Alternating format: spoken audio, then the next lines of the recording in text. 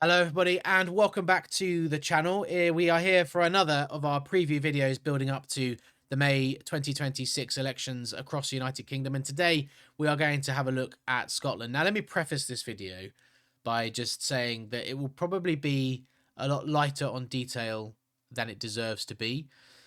The reason for that, I've said it a few times, frankly I'm not all that confident sort of commentating on Scottish politics. I feel a little bit out of the loop. I don't frankly follow Scottish politics all that closely. I know the broad strokes and that's about it. Whereas I follow sort of English politics a lot closer, and to a certain, not really Welsh either, but I feel like there's less of a idiosyncratic thing in Wales as there is in Scotland. So we'll make it a decent video, of course, but I'm going to lean very, very heavily on this website. I've given them a shout out before, Ballot Box Scotland, the website ballotbox.scot. A link in the description. Go and check them out for yourself, because this is a very, very knowledgeable person or persons who run this website. They do they do reports in awesome detail. They also follow by-elections like we do on this channel. They follow the Scottish Council by-elections, and they do previews and reviews in far more detail than I do for my videos, in all honesty. So please do go and check them out for yourself. And of course, there's loads of info here on the Scottish Parliament election, which is what I'm going to be using pretty much exclusively for this video. So do go and check out ballotbox.scot. Like I say, link in the description as well.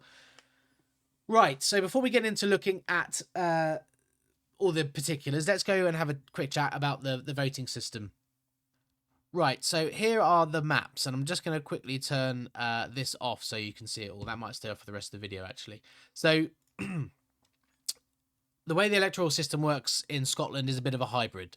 So as you can see on the screen, there's a constituency section and a regional section. So the constituency section is first past the post. That's standard, exactly the same as how it works for Westminster. You go, you put your cross in the box, and then when all the votes are counted up, the candidate slash party with the most amount of votes in that constituency wins the seat. One seat per constituency, and that's that vote.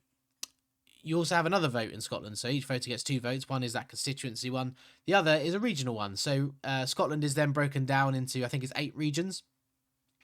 And you then put your cross again into the box for the party, not candidate, for the party that you want to elect in the region, for the regional for the regional vote. And then those votes are then counted up according to the DeHont method, which we covered in the Welsh Parliament election preview video we did, the first one we did a few weeks ago. So if you haven't watched that video, go and check that out at some point, because I explain there how that DeHont system works. And I don't want to go through and explain it all again now, because it was quite time consuming. And that's how the regional ones are split up. Now, a little bit of a twist compared to the Welsh one, in that because those regions have constituencies inside them, of course, the first round of voting on the DeHont regional method, the first round of voting, the parties who have already won constituencies will have those numbers added to that first divisor. So just very briefly, because I'm not going to explain it all again, but if you remember, the DeHont method works by essentially taking the party's votes and then dividing it by 1 plus the number of seats they've already won.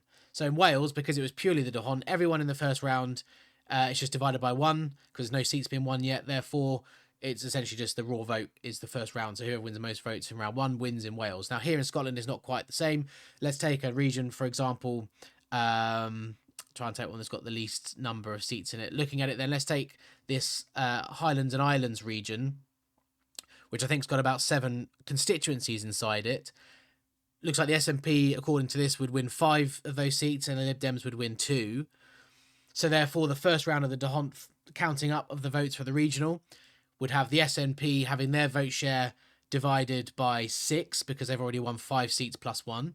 And the Lib Dems would have their vote share divided by 3, because they've won 2 seats plus 1 on the constituency side already. So that's a slight difference. So bear that in mind as we go through this. So it means that if you do very well in a region at the constituency level, you may well struggle to pick up seats at the regional level, and that's where the proportional sort of system kind of comes in.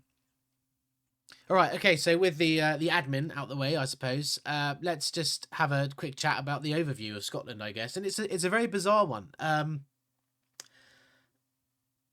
since 2021, when this parliament was last elected, there's been obviously a lot of changes in terms of voting patterns, and the SNP, who had a very, very good result, have dropped in popularity in Scotland quite significantly.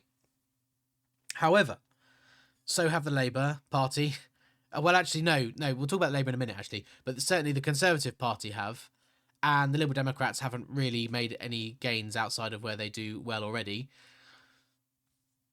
Labour is an interesting one, like I said, because actually Labour's kind of gone full circle since this election, because they did poorly in 2021, and then they've gone and done well in the 20.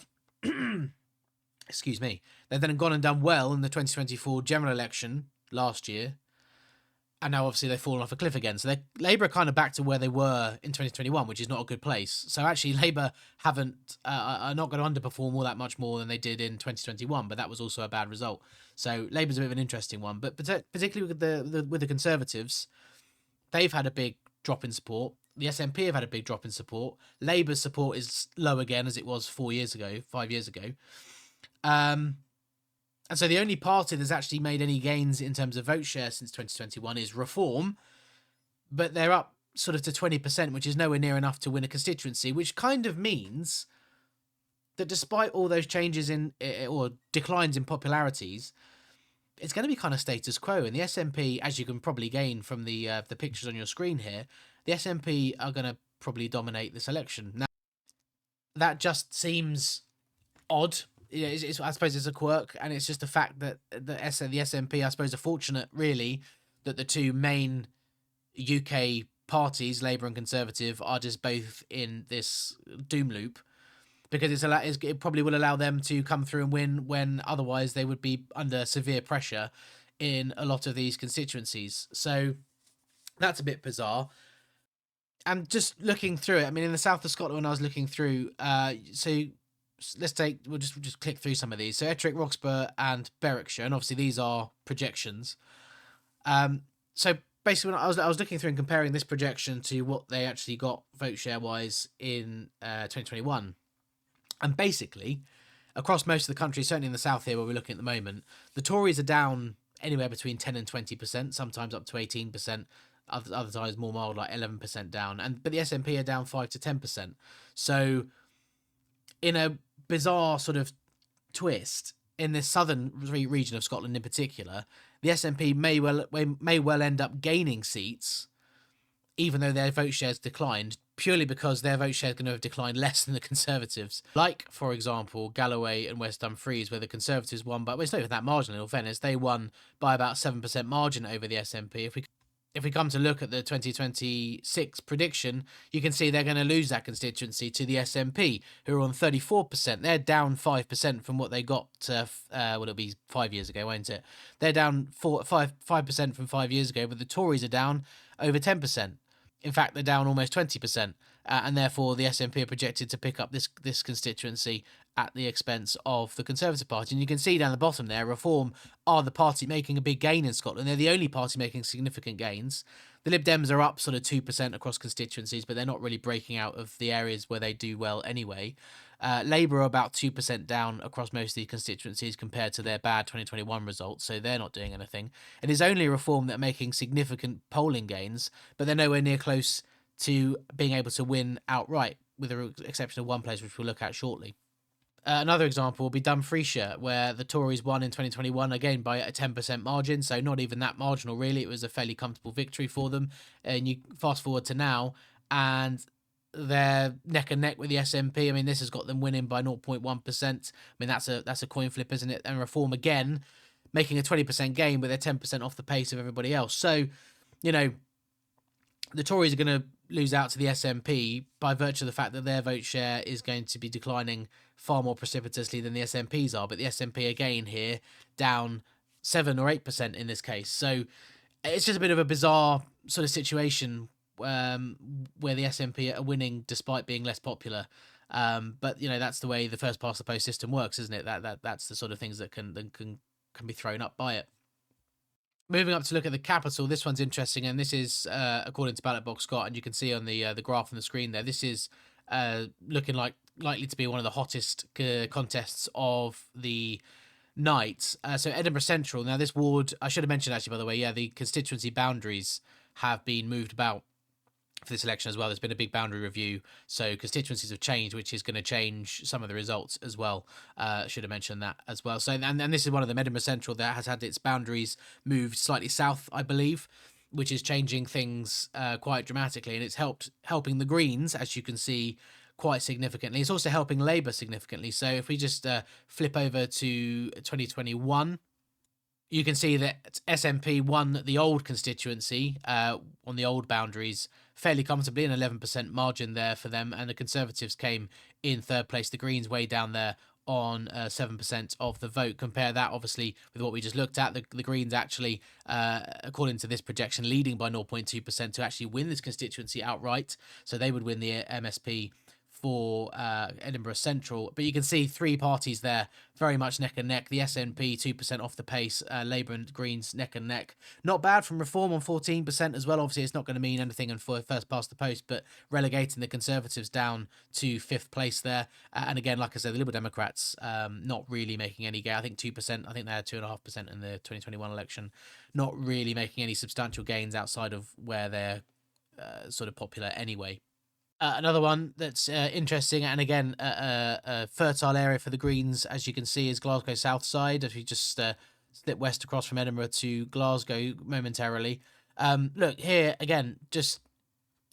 So, SNP are projected to win on 35-ish% of the vote, but let's look at 2021, and we'll see the SNP won here with 60% of the vote. They're a solid 30% ahead of Labour in second place, a massive margin of victory, but their vote share has collapsed, frankly. They're down 30 odd percent almost, which is a massive decline, but they're still going to win because nobody has been able to grasp the nettle.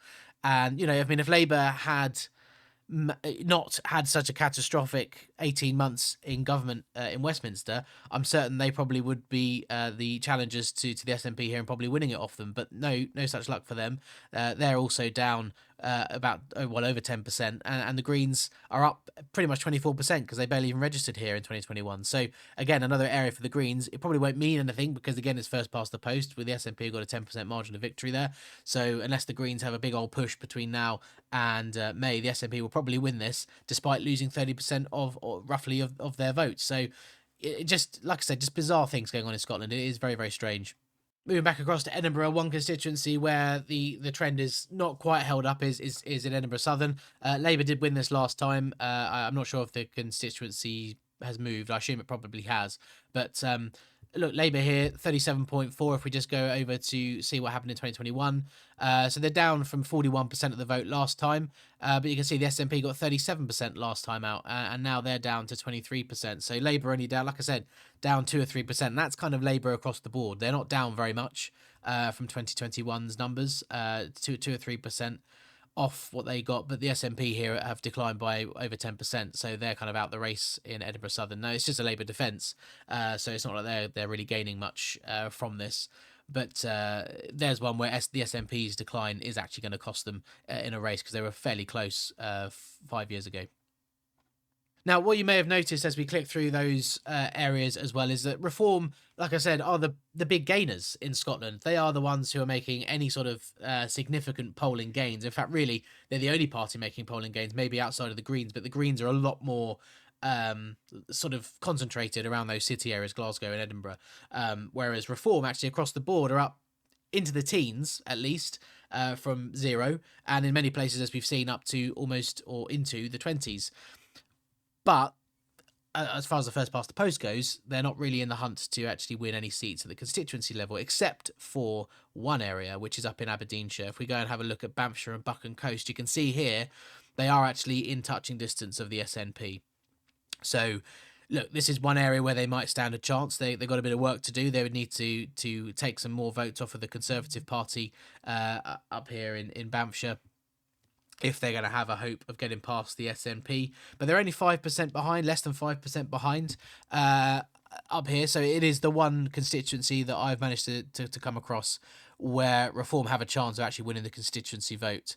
But everywhere else for them, unfortunately, for Reform supporters, it's going to be sort of a valiant effort, but not much to show for it at the constituency level. But in all fairness, I mean, when we looked at that map, if I can just get it back again, you can see it's very much SNP domination on that left-hand map. And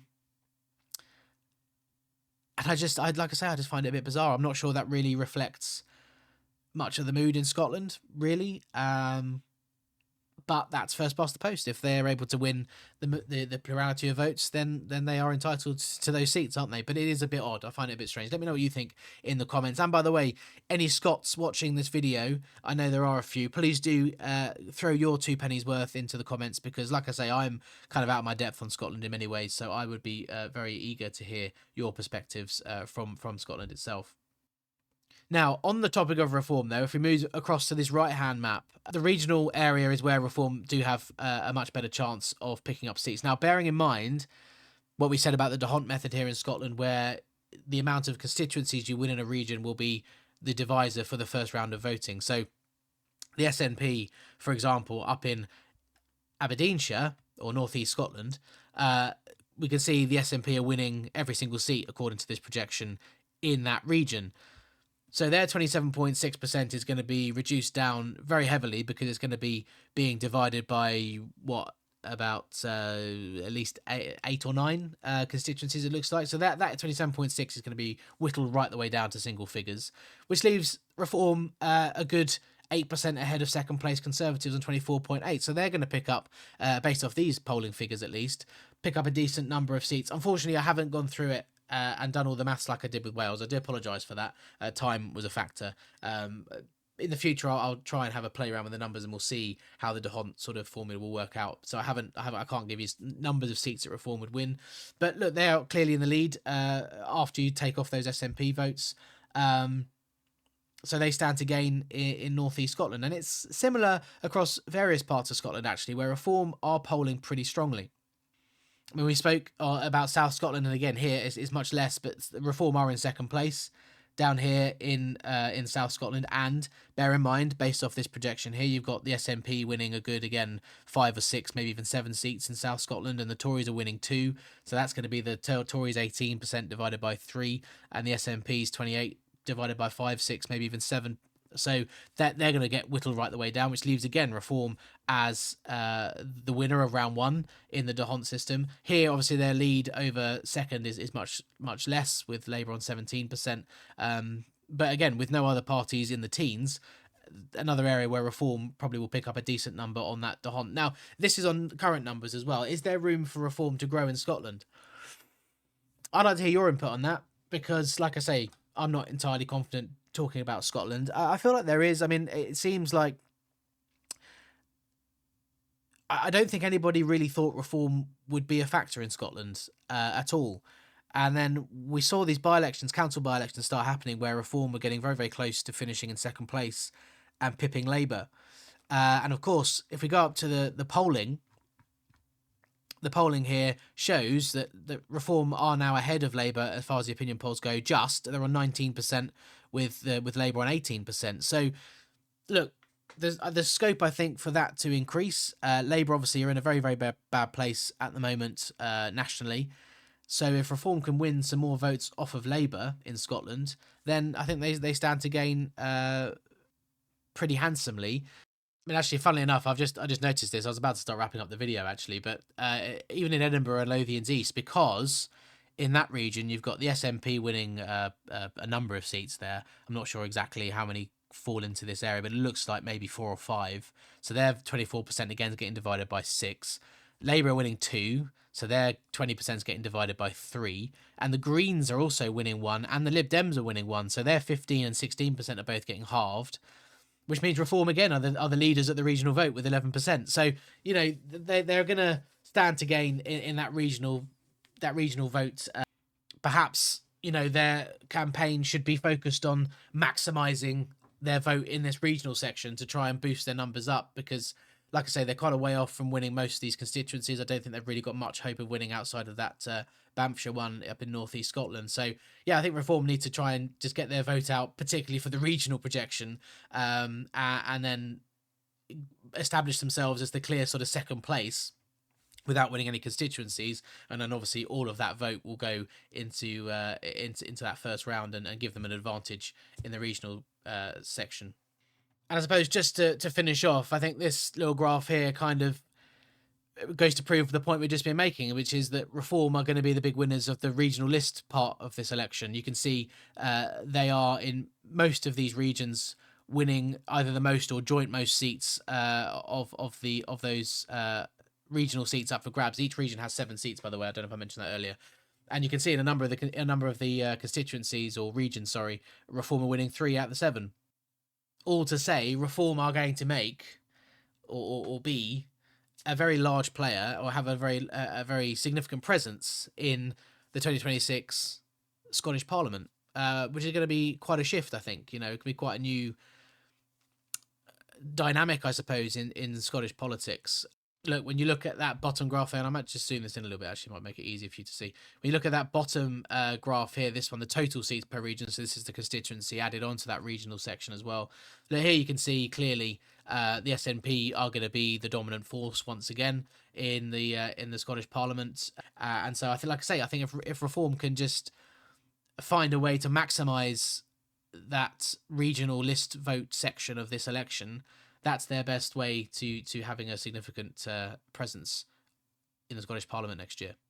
Just to wrap up the video then, let's just go through and see what the Parliament would be based off of Ballot Box Scotland's projections that we've been looking at to make this video. Now, there's 129 MSPs, meaning a party needs at least 65 MSPs to have an outright majority of their own.